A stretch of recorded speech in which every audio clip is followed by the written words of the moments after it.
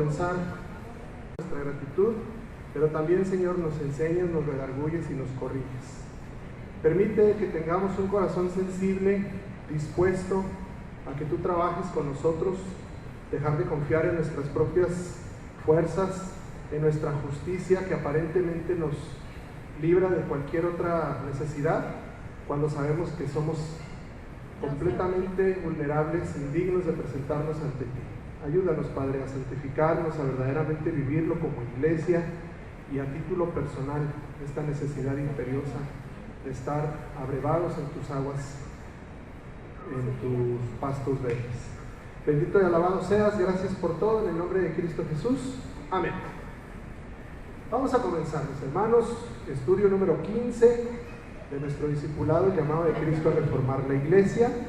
Ya saben ustedes que estamos dentro de una otra serie de estudios. Llegamos a determinados aspectos o temas en donde se hace necesario, yo diría indispensable, ahondar un poquito más sobre algunos aspectos y algunos temas de discipulado, sobre todo cuando son enseñanzas fundamentales. Créanmelo, qué fundamentales son para que la iglesia sea instruida en este tipo de aspectos doctrinales. No demos por hecho que ya somos cristianos, ya tenemos sana doctrina, ahí se va en automático. No, hermanos, de veras que es indispensable que vengamos ávidos, ansiosos, necesitados de que esta enseñanza se quede bien fundada, bien cimentada en nuestros corazones y en la vida de esta iglesia, de la cual nosotros estamos de paso, pero hasta que el Señor venga, esta iglesia tiene que permanecer fiel, como decíamos la semana pasada, limpia, sin mácula, sin arruga, ni cosa semejante. Yo creo que hay una cosa semejante, el Señor estaba pensando en mí. Una cosa semejante que ni arruga llego, pero ahí está. Hay que trabajar con eso porque no puede ser, no puede permitirse que algo así manche la santidad de la iglesia. Y el estudio de hoy va más o menos por el mismo tema, por el mismo asunto. Hoy vamos a ver la siguiente partícula de nuestro pasaje. Acuérdense que nos quedamos allí, yo no diría atorados, porque no es un trastorno, al contrario, es una bendición estacionarnos ahí. Estamos estacionados en Apocalipsis 1, del 9 al 20. ¿Sí? La descripción previa que Juan hace de la visión, quién se la da y bajo qué circunstancias, antes de empezar ya en el capítulo 2 de lleno con el mensaje que tiene para nosotros, para las 7 iglesias en lo particular, pero la iglesia de Cristo universal y atemporal en lo general. Entonces, ya vimos algunos de los aspectos. Les entregaron por ahí alguna hojita de trabajo, esa ya la traía desde hace 3 semanas, pero por una u otra cosa se me había quedado, cambiábamos de carro o cambiábamos de carpeta y no me la traía. Entonces ahorita ya van a tener tareita extra. Si se fijan, ahí está desglosado todo el plan de estudio de este bloque, de la presencia de Cristo en su iglesia. Y ahí está desglosado ese pasaje de Apocalipsis 1 del 9 al 20. ¿En dónde vamos? Si ustedes se fijan en su hojita, ya vamos en el cuarto, si no me equivoco. Por favor, vean, si es el cuarto aspecto. Sus ojos como llama de fuego. Bueno, el 3, ok. Entonces, el primer apartado fue la voz de trompeta. ¿Sí, verdad? Sumo sacerdote. No, el primerito, no, en la hojita de trabajo. La hojita de trabajo. El sumo sacerdote. Entonces fíjense, me brinqué lo de la voz de trompeta, pero bueno, sumo sacerdote. Segundo aspecto, su pureza, que fue el de la semana pasada, que era el rostro blanco que le resplandecía, no eran solamente canas, ya dijimos que era pureza, santidad. Hoy vamos al tercer aspecto, que es su omnisciencia. Y de una vez lo dijimos, porque lo menos es que lo hubiéramos hecho así como de emoción, ¿verdad? Sus ojos como llama de fuego. Ay, ¿qué será? No, de una vez sabemos, se estuvo anunciando durante la semana. ¿Qué es eso? Esos ojos llameantes, así como ahora en las películas, ¿verdad? O en las series, unos ojos así como láser. ¿Qué hace? ¿Se acuerdan de Superman? Toda proporción guardada, porque pues ese personaje ni siquiera existe. Superman tenía visión de rayos X y no solamente le permitía hacer un daño, quemar o derretir algunas cosas, sino ver a través. Entonces, esa visión era sinónimo, una mirada así era sinónimo de que todo lo ve. Bueno, en esta ocasión, como les digo, ahora sí, con la reverencia y la santidad que implica lo que es la palabra de Dios, atribuible a un ser que existe y que por supuesto sabemos que es uno de sus atributos, la omnisciencia. Vamos a estudiar el día de hoy ese aspecto de los atributos de Dios. ¿Sí han oído hablar de la omnisciencia? Supongo, ¿sí? Levante la mano quien sí sabe lo que es la omnisciencia. Ok, entonces algunas manitas no están levantadas, quiere decir que sí vamos a tener que ver un poquito más abajo, entender qué significa omnisciencia. Es una palabra no muy recurrente, no muy común, pero si ya nos ponemos a pensar, se fijarán ustedes, el hecho de que empiece con omni, ¿qué nos remite? A Dios, ¿verdad? Dios es omnipotente, omnisciente, omnipresente, todopoderoso, significa omnipotente, es todopoderoso. Entonces, esas palabras no necesariamente son comunes y corrientes, no son aplicables a cualquier cosa. Está un poquito viciado. Tenemos que tener pues el cuidado de usarla en su debido contexto, saberla en qué momentos y en qué circunstancias se aplica y sobre todo las implicaciones que tiene para mi vida como cristiano en lo particular, pero también para la vida de mi iglesia. Acuérdense, todas las enseñanzas que estamos viendo son para la iglesia en el contexto de que Apocalipsis se escribieron esas cartas para la iglesia del Señor, pero son aplicables en lo individual, porque la iglesia la conforma cada uno de nosotros como cuerpo de Cristo. Entonces, no caigamos en el error o en el engaño de decir eso es aplicable a todos, ahí entre todos cada quien agarre su parte. Efectivamente, pero muy importante que en lo personal cada uno de nosotros sometamos nuestro testimonio, nuestra vida a ese mismo escrutinio con el cual queremos que se rija la iglesia, ¿sí? Lo mismo en lo particular que en lo general. Muy bien, Apocalipsis 1:14b, sus ojos como llama de fuego, es una frase tan pequeñita que ni siquiera hubo necesidad de resumirla. De hecho, cupo en el título del estudio, desde la portada ustedes vieron, sus ojos como llama de fuego, su omnisciencia. Entonces ya no fue necesario poner el versículo, ahí está ya incluido. Pero, así como está chiquita la frase, todo lo contrario, es inmenso y es grandísimo el cúmulo de enseñanza que interviene en el aspecto de la omnisciencia. ¿Qué es la omnisciencia? Pues uno de los atributos de Dios, que vamos a estudiarlo, como hay varios, no es el único, pero vamos a estudiarlo dentro de su contexto. Pero fíjense bien cómo Juan no menciona la palabra omnisciencia. Tal vez a lo mejor ni siquiera existía como concepto, como tal, en aquel entonces. Fue una palabra que no está en la Biblia, pero que se acuñó en base a la teología aplicada en base al contexto de toda la enseñanza de la Biblia. Entonces, Juan no le puede decir así, aunque vamos a ver cómo en otros pasajes, sobre todo en su evangelio, habló perfectamente, claramente, es más, con ejemplos, ahora sí que como decimos nosotros, con peras y con manzanas, de lo que es la omnisciencia. ¿Qué le faltó? Pues nada más llamarla con ese nombre, pero lo vamos a ver descrito tal cual, el atributo tanto de Dios como de Jesús, de su omnisciencia. Entonces, ¿qué utiliza Juan en esta visión? Si se fijan ustedes, todo lo que hemos visto, su ropaje, el cinto, su cabeza, su resplandor, más adelante vamos a ver sus pies, incluso la próxima semana. En esta ocasión se concentra en sus ojos. ¿Cómo los describió o qué fue el recurso alegórico o la figura comparativa que utilizó para decirnos esa cualidad? Que sus ojos eran como llama de fuego. Todo el mundo sabemos que los ojos son las ventanas del alma, dicen por ahí, ¿verdad? Hasta lo hemos utilizado nosotros. Los ojos son reflejo del interior de las personas. Podemos llegar a conocer muchas cosas de las personalidades o de los rasgos personales de la gente por su voz, su manera de hablar dice mucho de las personas, ¿verdad? Sabemos si es sincero o no es sincero, si está contando mentiras, si es puro rollo que ya lo tiene practicado, de su manera de caminar, de su manera de actuar, de sus ademanes, El lenguaje no verbal, ¿verdad? Los que han estudiado un poquito de esos, a veces una persona dice una cosa, pero no, sí, yo sí te pago, préstamelo y verás que sí. El hecho de no voltear a verme, de estarse rascando, eso me está diciendo que no me va a pagar, yo que usted no le prestaba nada. El lenguaje no verbal es muy importante. Ahora, algunos hasta la grafología, como escriben, ahora dicen que hasta como hago la P, como hago la X, dicen mucho de cómo soy. Yo no sé qué tan cierta será esa ciencia, pero supuestamente se conoce mucho a las personas por medio de sus rasgos. Pero fíjese bien, a ver, cuando quiera, vamos a hablarnos bien, mírame a los ojos, ¿verdad? Luego le decimos al esposo o a la esposa, a ver, mírame bien, veme a los ojos, o al hijo, cuando sabemos que nos está tanteando.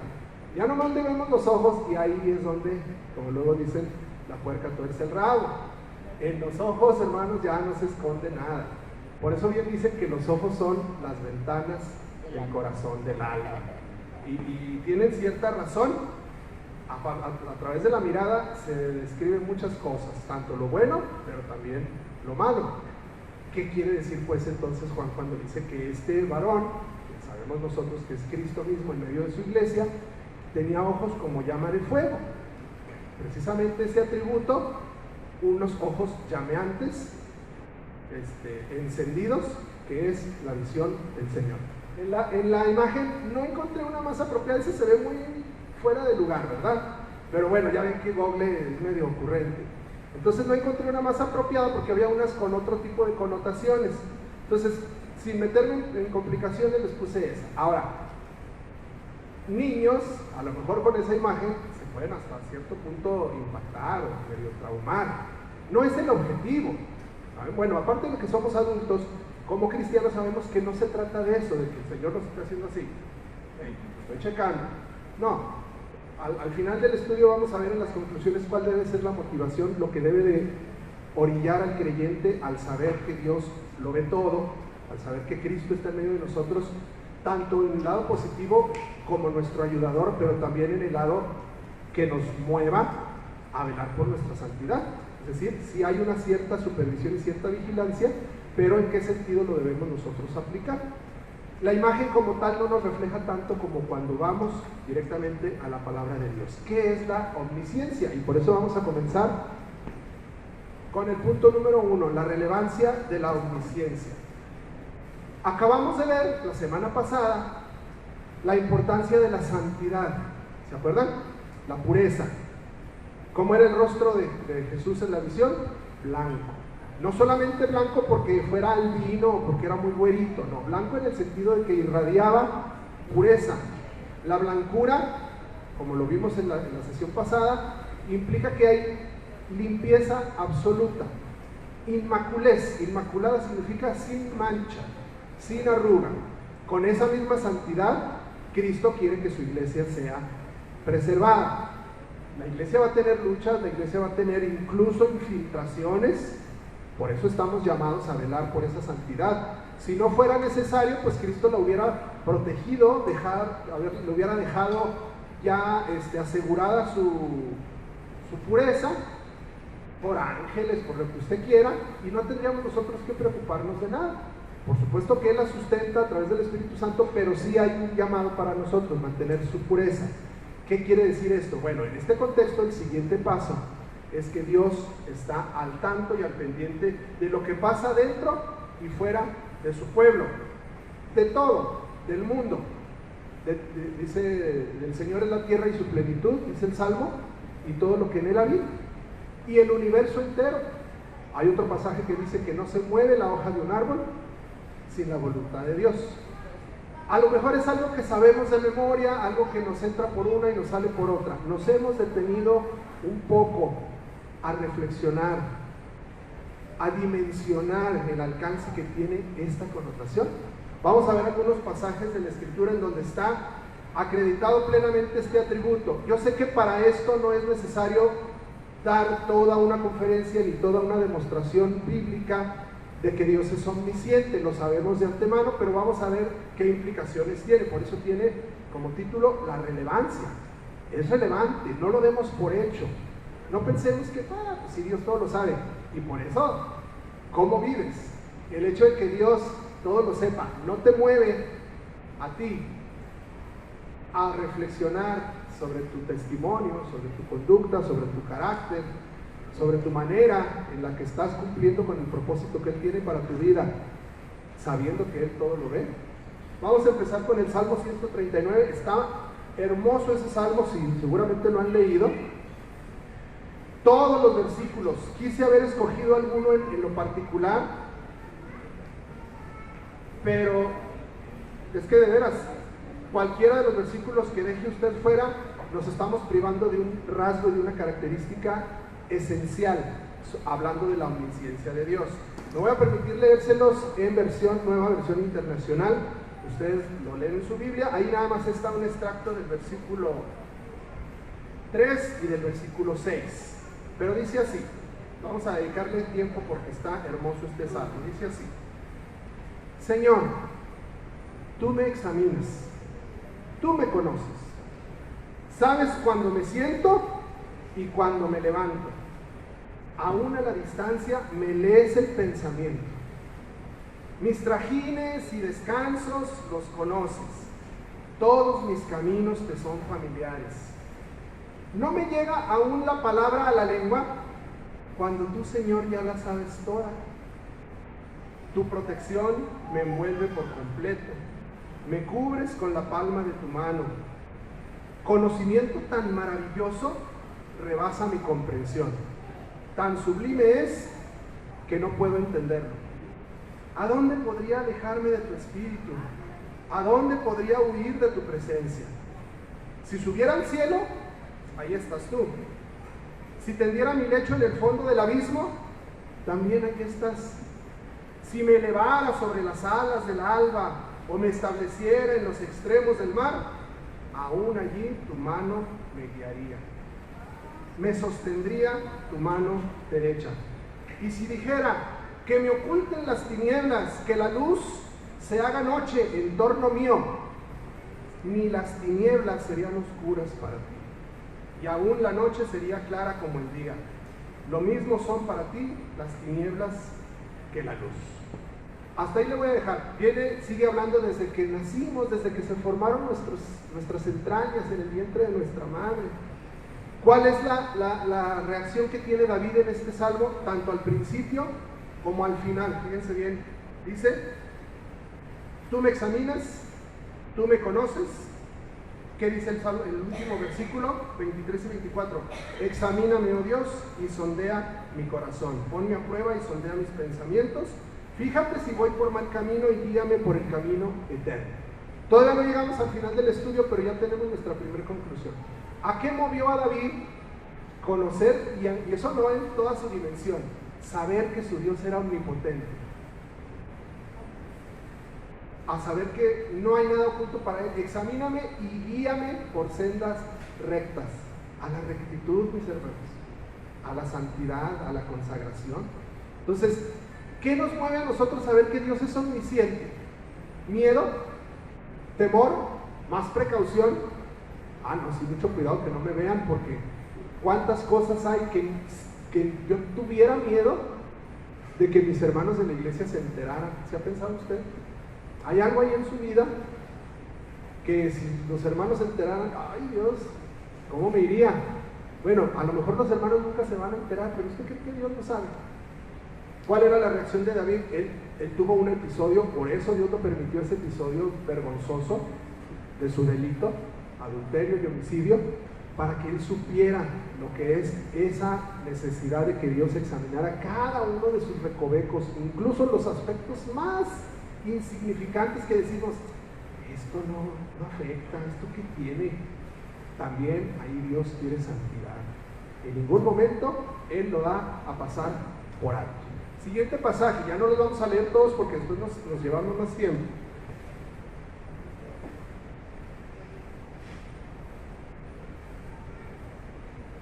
Mateo 10:26, ya son versículos individuales, cortitos, y los vamos a ir analizando. Así que no les tengan miedo, dice Jesús a las personas a su alrededor, porque no hay nada encubierto que no haya de ser revelado, ni oculto que no haya de saberse. Por ahí dicen en el mundo que todos tienen una doble vida, que todos tenemos una doble vida. Hasta hay una canción que dice así. Y a la hora de que el cristiano, de que el hombre viene a Cristo, esta realidad, esta verdad debe de transformarse. La vida del cristiano debe ser una vida sin dobleces, íntegra.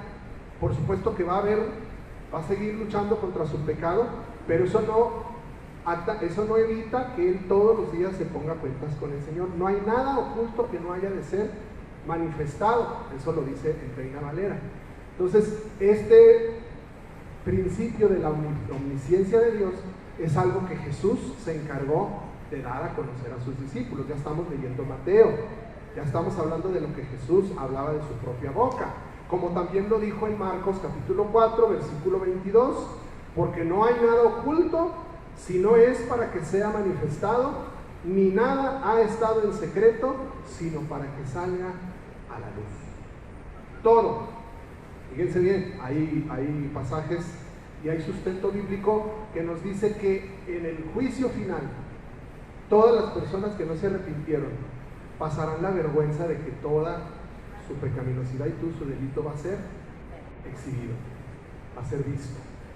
Sin embargo, para los hijos de Dios, esos pecados ya están olvidados, ya están borrados. ¿Se acuerdan en aquella ocasión que dijimos cuál sería nuestro expediente si yo tuviera acceso al archivo de Dios ahí en el cielo? Que sacara mi carpeta, aquí está mi nombre, José González Ayala, híjole, desde que la abriera ya estuviera así, ay, va a decir aquello, ay, va a decir aquello. ¿Han visto ese meme que dice, Señor, qué hice para merecer? Ay, ya me acordé. Sí, así nos avergonzaríamos nosotros, pero ¿saben qué? El expediente de usted y mío, si hemos confiado en la sangre de Cristo Jesús, va a estar blanco, porque los expedientes van a ser los de Cristo. La obra, la justicia de Cristo va a estar endosada a mi favor, no así para los malos. Todo lo oculto va a ser manifestado. Hebreos 4:13, nada más un pasaje más para pasar al siguiente punto.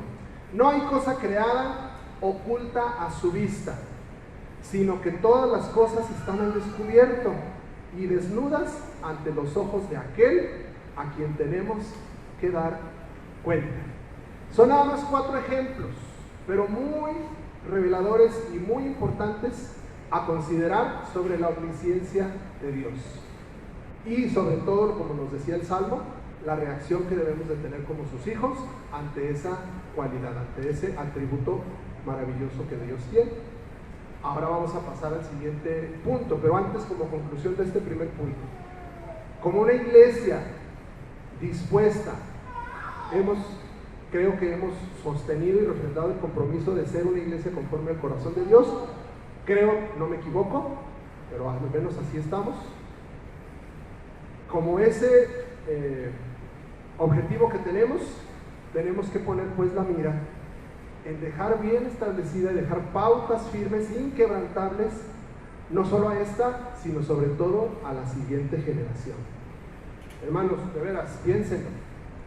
¿Qué tanto nos falta a nosotros, a quienes tenemos el privilegio inmerecido de pararnos aquí al frente y enseñar a nuestros pastores, pero cada uno de ustedes enseñarle a sus hijos y con su vida y su ejemplo a todos los que nos observan, como dice Hebreos, como una gran nube de testigos, para pasar la estafeta a la siguiente generación? La pregunta es, ¿estará la juventud de esta iglesia, del pueblo cristiano en general, consciente de esa misma necesidad de velar por la santidad, de velar porque la iglesia no se deje infiltrar por falsas enseñanzas, por falsos maestros, por ladrones y salteadores, como nos predicaban la semana pasada, ¿verdad? El Juan 10 del buen pastor, que sobre todo eso nos deja como enseñanza, que él vela por las ovejas porque son suyas. ¿Qué tanto nosotros estamos conscientes de que esta obra no es nuestra? Es el Señor el que la ha encomendado en nuestras manos y su iglesia debe permanecer limpia. Los embates de las falsas enseñanzas, de los falsos maestros, están, diríamos nosotros, desatados. Ahorita no hay límite. La ideología humana está desatada. Hermanos, todavía va a aumentar. Nos han predicado, nos han enseñado sobre la tormenta que se avecina. Todo esto apenas está empezando. Las cosas que ahorita vemos en Europa, problemas tan graves con las ideologías, con los inmigrantes que ya traen sus propias ideologías y las quieren imponer, aquí todavía no se ven. Están empezando a estacionarse, sobre todo en el plano social, en el plano educativo. Como maestros se los decimos, ya muchas de los contenidos de la escuela tenemos que ser muy cuidadosos los que somos hijos de Dios a la hora de enseñarlos, porque ya van infiltrados de todas esas ideologías. Bueno, en la iglesia, hermanos, en el cuerpo del Señor tenemos que ser doblemente celosos, doblemente cuidadosos con esta enseñanza. La omnisciencia de Dios, pues, ¿a qué nos debe motivar? No me digan que no lo entendieron. A ser íntegros, a ser santos, a velar por esa santidad, no solamente en lo propio, sino a nuestra siguiente generación. Muy listos, pues. Aquí pudiéramos decir que terminaríamos con el estudio, pero fíjense bien, parte de esto que estábamos hablando, de velar porque la sana doctrina y la enseñanza centrada únicamente en la Biblia siga predicándose y siga enseñándose, nos mueve a que seamos particularmente cuidadosos con lo que tiene que ver con la enseñanza de Cristo en lo particular. Somos una iglesia cristiana. ¿Qué quiere decir eso? Cristo para nosotros es el eje y fundamento, la roca de la iglesia. Todo lo que Cristo representa debe de ser sumamente importante y cuidadoso con lo que se enseña. Y es precisamente en la persona de Cristo en donde más falsas enseñanzas se han suscitado. Simplemente ve a su alrededor cuántas sectas o denominaciones proclamando la palabra Cristo están enseñando herejías. ¿Cómo se llama la iglesia mormona? La iglesia de Jesucristo de los santos de los últimos días. Ustedes lo saben, porque creo que todos los que están aquí ya tienen algún tiempo en el Evangelio, no tengo nuevos creyentes. Todo lo que la doctrina mormona enseña respecto a Cristo es herejía. Los testigos de Jehová, hasta en sus portadas de sus atalayas, está Cristo retratado. Entonces uno dice, pues ahí está Cristo. Y sí, Cristo y Jesús. Nomás ahonde un poquito en lo que ellos enseñan y verá de qué manera tratan o enseñan la doctrina de Jesucristo en esa secta. No tiene nada que ver con lo que la Biblia enseña. Como iglesia cristiana tenemos que ser cuidadosos y velar por falsas enseñanzas que a lo mejor son muy sutiles, no se notan, no parece ser que haya ningún problema, como esta que vamos a abordar a continuación. Les voy a pedir que abran por favor su Biblia en Marcos, capítulo 13, versículo 32.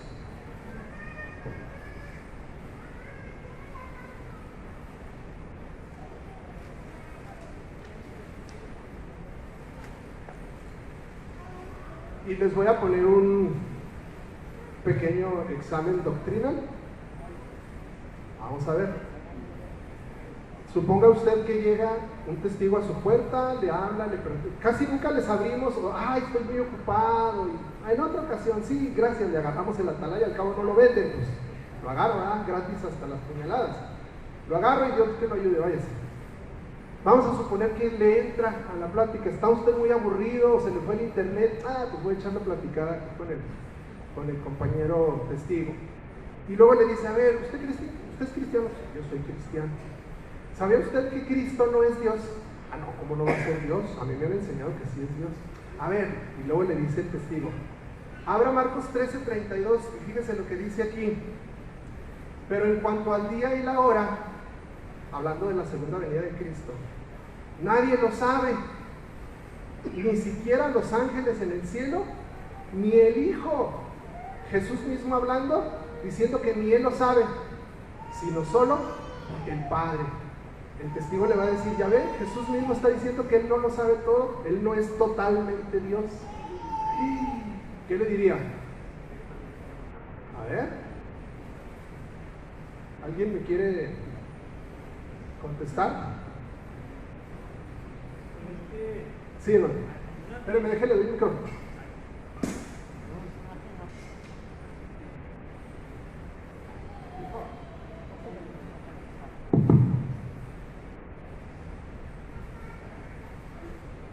nos apegamos a lo que dice la línea del escrito, pues el Señor, el Señor Jehová se asume la razón. Pero entonces, ¿dónde quedan nuestros conocimientos de la Trinidad? ¿Dónde quedan? Y entonces, ¿dónde queda cuando hablamos del Hijo, hablamos del Padre, cuando hablamos del Padre, hablamos del Hijo?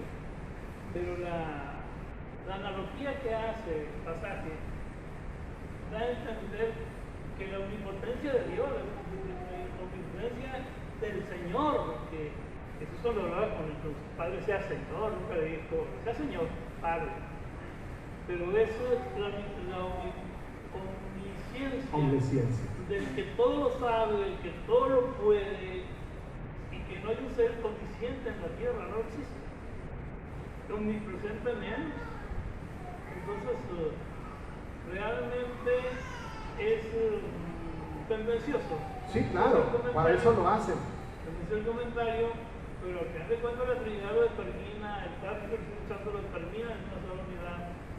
Y no hay nada que discutir, porque también no tenemos los conocimientos tan profundos en forma teológica. Como dijo aquel.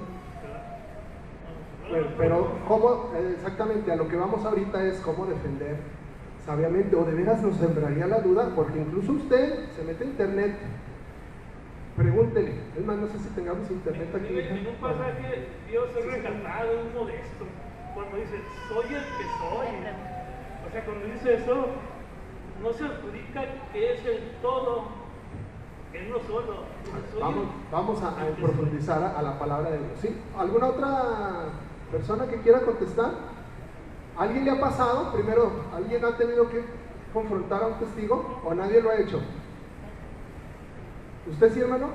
¿Le das el micrófono al pastor, por favor?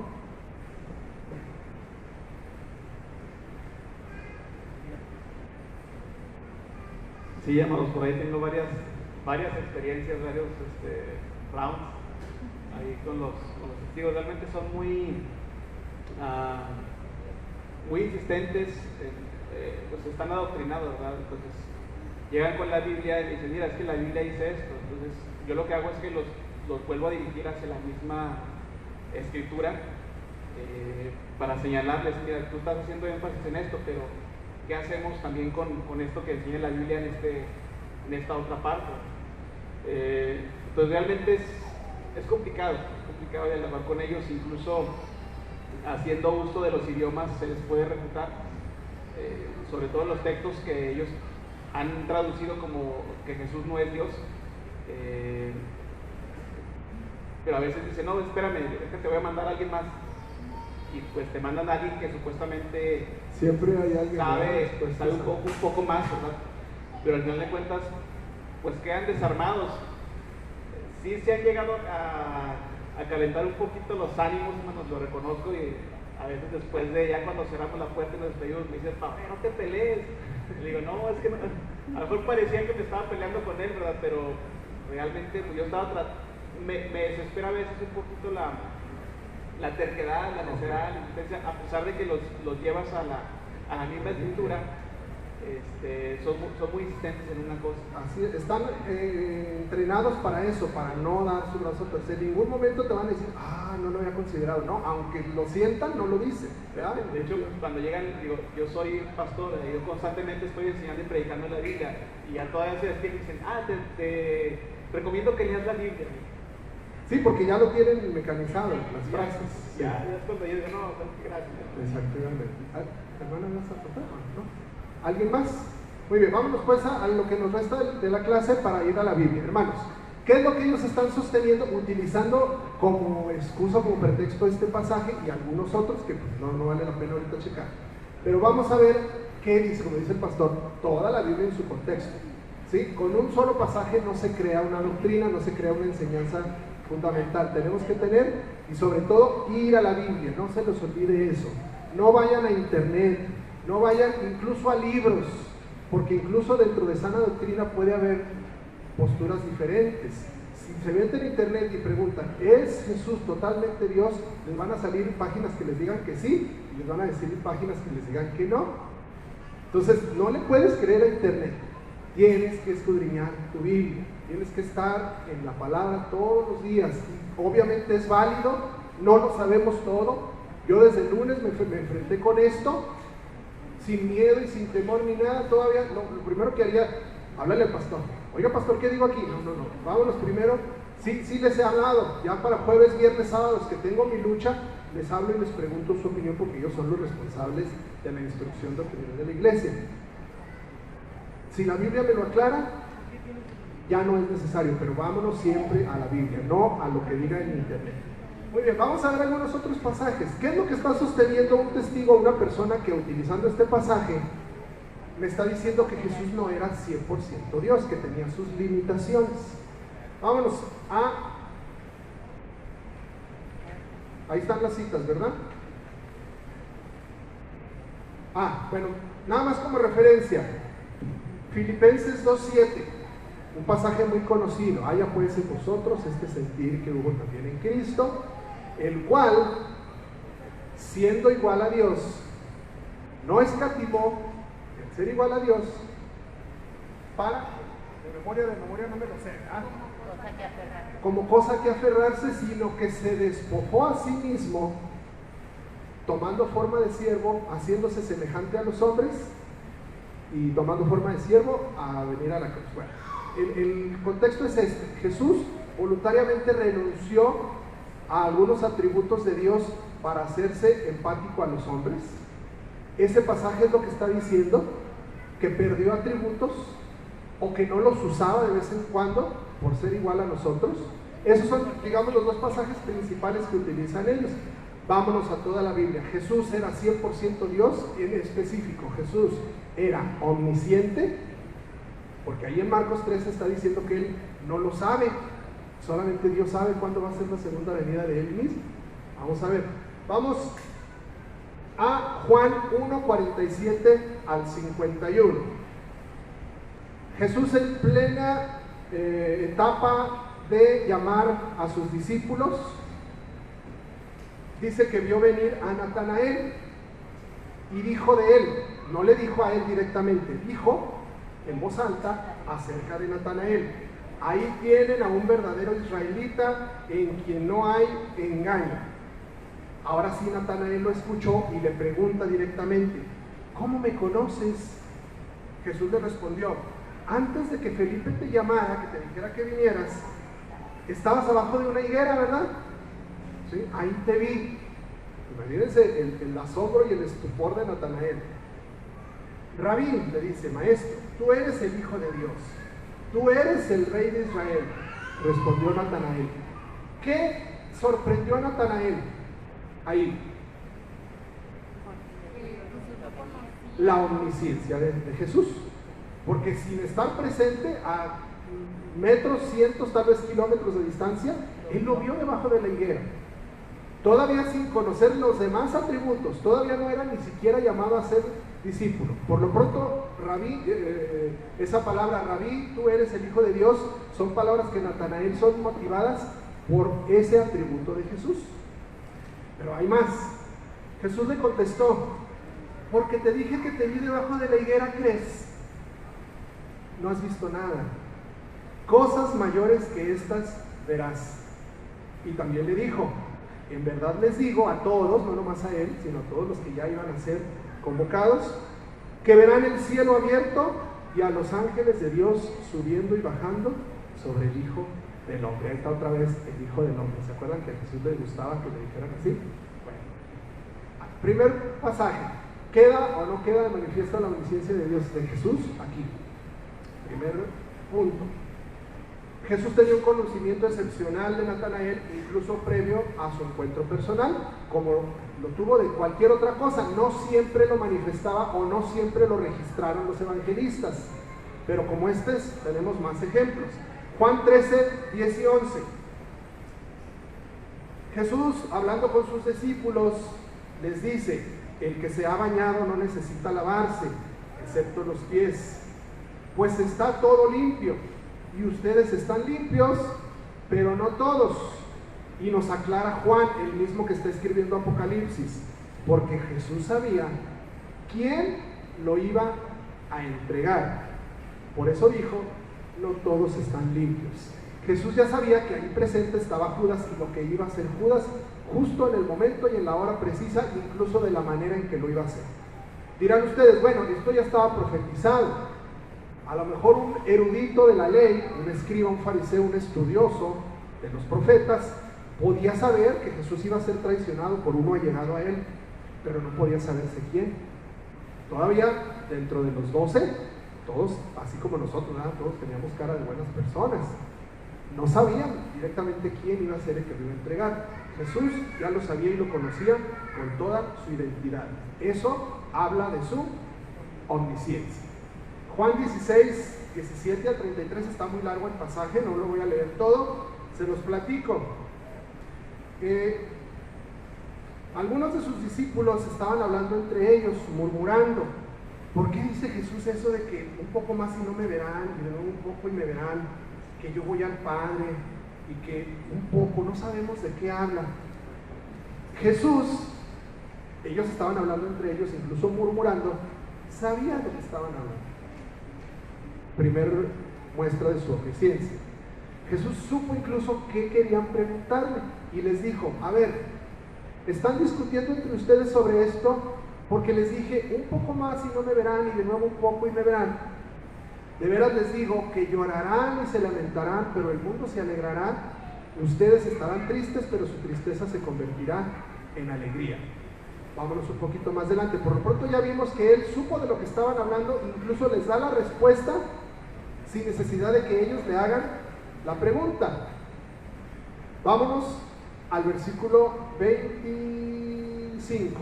Estas cosas les he hablado en lenguaje figurado, pero viene el tiempo cuando ya no les hablaré más en lenguaje figurado, sino que les hablaré del Padre claramente. En ese día pedirán en mi nombre, y no les digo que yo rogaré al Padre por ustedes, pues el Padre mismo los ama, porque ustedes me han amado y han creído que yo salí del Padre. Una vez más, la íntima e indivisible comunión entre las cualidades del Padre y las cualidades de Jesús. Ya ni siquiera será necesario que Jesús esté intercediendo, aunque lo hace y lo sigue haciendo, pero a tal grado llegará esa íntima e intrínseca relación que el mismo Padre les escuchará. Sus discípulos le dijeron, versículo 29, ahora hablas claramente y no usas lenguaje figurado. Ahora entendemos que tú sabes todas las cosas y no necesitas que nadie te pregunte. Por eso creemos que tú viniste de Dios. Lo mismo más o menos que le pasó a Natanael en lo individual. Ay, porque vieron ese prodigio, ese milagro, lo que le pasaba a todo el pueblo. Veían un milagro y algunos creían, pero no veían milagros y dudaban. Bueno, ellos lo mismo. Están viendo esa omnisciencia de Jesús y por eso aceptan y reconocen que viene de Dios. Y Jesús le responde con la misma intención. Jesús le respondió, ahora creen. Miren, la hora viene y ya ha llegado en que serán esparcidos cada uno por su lado y me dejarán solo, y sin embargo no estoy solo porque el Padre está conmigo. Estas cosas les he hablado para que en mí tengan paz.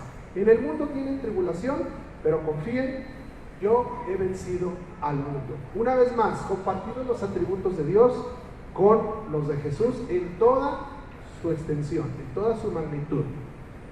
Los discípulos una vez más se convencen de la omnisciencia de Dios en base a lo que Él sabe y conoce sobre todas las cosas, y esa declaración es importante. Entendemos que tú sabes todas las cosas. Si está en la Biblia, es una verdad irrefutable. Jesús lo conoce todo. Aquí está, digamos, el primer asomo de cumplimiento de lo que les dijo Juan en 1:51. ¿Se acuerdan? Verán el cielo abierto. Bueno, ya se está empezando a manifestar esa promesa. Ellos ya están empezando a conocer y a ver más claramente las revelaciones de Dios a través de la persona de Jesús. Pedro, vamos a hablar de Pedro. En Juan 21:17, después de que Pedro le negó 3 veces, Jesús tiene ese corazón compasivo de quererlo restaurar, y de la misma manera lo motiva a que 3 veces le declare su amor. No es porque no le creyera ni es porque no lo convenciera, es porque de esa misma manera Pedro tenía que ser restaurado en la misma medida en que su traición lo lastimó. Jesús le dijo por 3ª vez, ya estamos viendo nada más el final del relato, Simón, hijo de Juan, ¿me quieres? Pedro se entristeció porque la tercera vez le dijo, ¿me quieres? Y le respondió, después de que la primera vez le dijo, sí, Señor, tú sabes que te amo, tú sabes que te amo. Segunda vez, sí, tú sabes que te quiero. Ahora le dice, tú lo sabes todo, tú sabes que te quiero. Esa es la diferencia en la tercera respuesta de Pedro. Pedro en Mateo 16, creo que es el mismo, no es el mismo episodio, pero es unos días antes, acaba de hacer la revelación de que tú eres Cristo, el Hijo del Dios viviente. ¿Y qué le dice Jesús en ese momento? No te le reveló carne ni sangre, no es una revelación humana, es mi Padre quien te lo está revelando. ¿Quién reveló ahora esta declaración de Pedro? Tú lo sabes todo, el mismo Dios. ¿Es Jesús omnisciente? Claro que sí. Y le responde el Señor, tú lo sabes todo, tú sabes que te quiero, apacienta mis ovejas, le dice Jesús. Esta misma revelación nos da un elemento más para sostener la omnisciencia de Jesús. Mateo 22, 18. En esta ocasión, un grupo de saduceos, de escribas, de fariseos, de esa gente que lo quería tentar, haciéndolo preguntas incómodas, cuya respuesta le comprometiera ante la credibilidad de la gente, van y le preguntan algunas cosas, sobre todo en cuanto a los tributos, en cuanto al respeto al gobierno, para hacerlo caer. Y Jesús, conociendo su malicia, dice el versículo 18, les dice, ¿por qué me ponen a prueba, hipócritas? Jesús sabía de antemano cuál era la intención de los corazones de esas personas que le hicieron esa pregunta, porque incluso lo disfrazan de adulación. Maestro, sabemos que vienes de Dios, porque nadie puede hacer las cosas. Le dan un preámbulo como de adulación, creyendo ingenuamente que Jesús se lo iba a tragar, que Jesús era humano como nosotros y que, estos sí saben lo que es bueno. ¿Se acuerdan también cuando llega el joven rico? Maestro bueno, ¿cómo haré para ser salvo? Jesús no recibe adulación, él le dice, ¿por qué me llamas bueno? Bueno solo Dios. Hay otro de los versículos que utilizan para hacernos dudar en eso. Tiene mucho que ver en qué sentido Jesús se lo está contestando. Sabía la intención del joven rico, por eso le refuta, no porque no sea bueno, claro que era bueno, pero por la intención que el joven tenía de que ganarse puntos o créditos ante Jesús. Misma situación de estos que lo están tentando con esta pregunta. Antecede primeramente la respuesta, que sabe qué están pensando, que sus intenciones de su corazón no eran buenos, y efectivamente conoce sus intenciones, y por eso su respuesta no les compromete a que ellos le sigan tentando. Jesús lo conocía todo en todas las circunstancias de su ministerio. Incluso cuando fue tentado en el desierto, no es que Satanás, que aunque sea conocedor de la palabra, no la conoce toda, o sea, sabe algunos pasajes, por eso le ponía, dice la Biblia que sus ángeles mandará para que te guarden, pero Satanás no es omnisciente. Satanás no lo sabe todo, por muy ser angelical que sea, no es omnisciente, solamente Dios y Jesús, y por supuesto el Espíritu Santo. Y el último pasaje, Apocalipsis 2:23, aquí es muy especial, por eso lo dejamos al último. ¿Por qué? Porque si se fijan bien, ¿a quién está dirigido? Ya no es Jesús hablándole a sus discípulos ni a una persona en lo particular. Dice, a sus hijos mataré con pestilencia, y todas las iglesias sabrán que yo soy el que escudriña las mentes y los corazones. ¿Quién está hablando? Es Jesús. Acuérdense que todo el mensaje de Apocalipsis es Jesús hablándole a su iglesia, ¿sí? ¿A quién le está diciendo esto? A Juan directamente, pero para que Juan se lo diga, a las iglesias. Hermanos, más contundente que ya no hay, ¿sí? Es un texto dirigido a todas las iglesias, dicho de la propia boca de Jesús, en donde Él nos está diciendo, yo lo escudriño todo. Entonces, hermanos, regresamos a Marcos 13:32, porque ya nos convenció, hermano, pero ¿qué le digo? Ahí está, que Jesús dice que solo el Padre lo sabe. Bueno, una respuesta lo más apegada a la Escritura que se pueda podría ser la siguiente. Primero, hay que mirar la enseñanza bíblica en su conjunto. Un solo texto no tiene sustento para hacer una enseñanza, una doctrina. Si ya después de que tú leíste toda la Biblia y que has sido enseñado por el Espíritu Santo, sigues sosteniendo una enseñanza falsa, es porque no estás verdaderamente yendo a la palabra de Dios. Toda la Biblia enseña que Jesús es Dios, 100% Dios, 100% hombre. En este caso en lo particular, en Marcos 13, está hablando específicamente, si usted lee todo, ese es otro de los detalles, hay que leer todo el pasaje, no un solo versículo. Si usted lee todo Marcos 13, comienza cuando salen de la ciudad, salen del templo, se sientan en un monte que queda enfrente y les queda así enfrente el templo, y los discípulos le dicen, mira Señor, qué hermoso templo, qué piedras tan grandotas. Y ellos, agarrando ese tema de conversación, le empiezan a preguntar específicamente sobre asuntos más que tienen que ver con lo social, con lo político. Señor, ¿cuándo restaurarás? ¿Cómo va a ser la liberación de Israel? Ellos todavía no entendían en su cabalidad que el rescate de Jesús es espiritual, y ellos todavía estaban esperando un rescate político, una libertad social. Jesús, aprovechando su curiosidad, su inquietud, también les da, en cierto pasaje de ese capítulo 13 de Marcos, les habla específicamente de lo que va a pasar 70 años después con la destrucción de Jerusalén y del templo, pero también aprovecha para hablarles de los últimos días, de cuando sea la segunda venida de Cristo. Entonces, hay que ser muy escrupulosos con ese pasaje, en qué aspectos habla de lo inmediato, de lo que va a pasar unos años después, cuando les dice, huyan a los montes. Eso no es para nosotros cuando venga el Señor. Nosotros, ¿para qué huimos? Pues si nos va a recoger. Tampoco es para los inconversos, porque mi tiempo les va a dar. Eso se lo está diciendo a los judíos. Dentro de unos años que se venga la destrucción de Jerusalén, si están aquí, pobres de las que estén encintas, ahí se está refiriendo a ellos. Pero hay otras cosas, como esta, que sí les dice a ustedes, nadie sabe el día ni la hora. Velad. El capítulo en su final termina diciendo, velad, estén atentos. Ese es el énfasis. Por eso Jesús no les dijo, sí, aunque lo hubiera sabido, porque él era omnisciente, no les iba a decir, sí, miren, más o menos en el siglo no sé ¿qué hubiera pasado? A tirarnos a la hamaca, a vivir como queramos, y allá los cristianos de aquella época que se empiecen a preocupar por la santidad de su vida. Jesús en ese momento les está dando a conocer que en esa cuestión en particular solo el Padre tenía la atribución de tomar la decisión.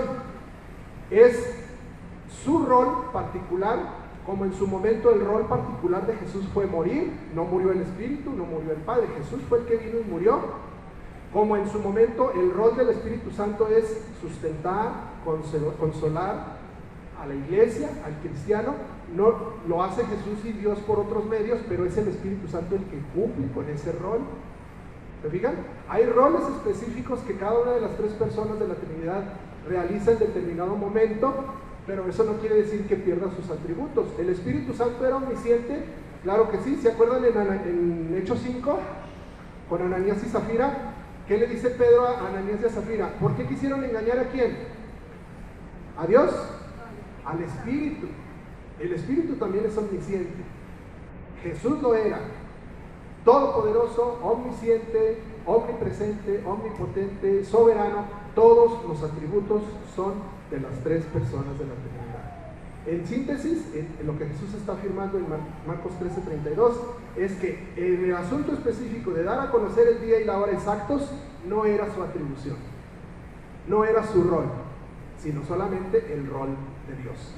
No es porque Jesús no lo supiera, sino porque no era su función. Como tampoco, Filipenses 2:7, él pudo haber renunciado a realizar ese sacrificio, se sometió voluntariamente a la superioridad de Dios, del Padre, para ir a la muerte obediente. Como cordero, dice Isaías, fue llevado al matadero y no abrió su boca. ¿Pudo hacerlo? Claro que sí, el poder lo tenía. De la cruz se pudo haber bajado, y hay sustento bíblico que nos enseña que él pudo haber traído legiones de ángeles desde el momento de su arresto. Le dice a Pedro, yo pude haber traído legiones que me defendieran, déjalo, porque así conviene. Son roles específicos que cada uno cumple, y por eso Jesús en ese momento no les da a conocer, no porque no lo supiera, sino porque es soberanía puesta en humildad, en sometimiento al Padre. Síntesis, mis hermanos, concluimos con el estudio. La imagen de un Cristo con ojos de fuego, sacerdote, Señor, gran sumo sacerdote, ¿se acuerdan lo que implica? Gran sumo sacerdote, no cualquier sacerdote, ni siquiera un sumo sacerdote, sino el gran sumo sacerdote, que ahora me incluye el aspecto de que sus ojos son como llama de fuego. No debe de infundirnos pues temor, miedo de que nomás me están vigilando, de que tengo cámaras por todos lados. No, esa no debe ser la reacción de un verdadero cristiano. Tal vez esa podría ser, y la entiendo, la reacción de un simpatizante, la reacción de un cristiano nominal, de esos que nomás se vienen a sentar o que creen que con venir a la iglesia o con ser de hogar cristiano ya con eso ya lo hicieron. Entiendo de esas personas, sí, porque no tienen todavía la seguridad de su salvación. Pero de un verdadero creyente, la reacción de un Cristo con ojos de fuego que está al tanto de las necesidades de su pueblo debe ser gozo. ¿Por qué gozo? Pues porque nada escapa de su soberanía. Aunque yo no se lo diga, ¿qué decía el salmista? Todavía no llega la palabra a mi boca y tú ya la sabes. ¿No debe de darnos gozo eso? Que el Señor nos entienda, que el Señor nos tenga el cuidado especial de sus hijos, aún sin necesidad de que nosotros lo digamos. ¿Cuál es otra reacción que debe de movernos? Un celo reverente por la santidad, por la integridad que como hijos de Dios estamos llamados a tener. Y esto es el resultado de entender que la omnisciencia de Jesús es la misma omnisciencia de Dios, un aspecto fundamental en la vida de la iglesia. Aquí concluimos. Utilicen esa hojita porque todavía vamos a tener 4 estudios más sobre esta serie. ¿Se terminaron las hojitas? Si alguien no tiene, solicítela por favor con la hermana Susi. Ahí hagan sus anotaciones en la última columna. Yo espero que todavía se acuerden de lo que vimos en los estudios anteriores, y si no, pues revisen sus anotaciones o vuelvan a checar los videos o vayan directamente a la palabra de Dios. El Señor se los va a revelar. Gracias, hermanos, que Dios les bendiga y nos vemos la próxima semana.